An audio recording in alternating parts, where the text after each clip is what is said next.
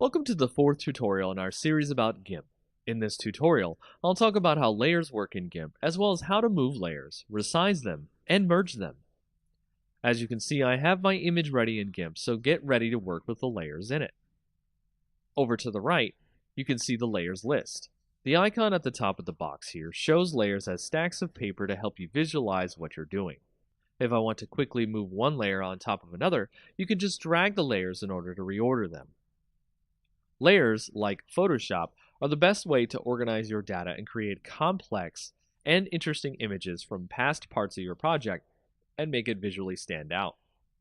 To create a new layer, all we have to do is click on the New Page icon at the bottom of the Layers window on the right. Doing so will bring up a dialog box that will ask us what to call the layer, what size of the layer we want, which will default to the size of the image, and what to fill the layer with. To resize any layer, just right-click on the layer, then click on Scale Layer. Doing so will open another dialog box that will allow you to change the size of the layer's width and height.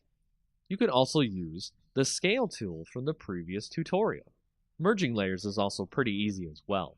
Just order the layers you want to merge, with the topmost layer being the one you want to merge with the layer below. Right-click the layer, and then click Merge Down.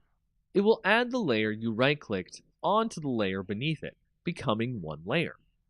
After that, you should now know how to merge, move, and resize layers as you see fit. Easy,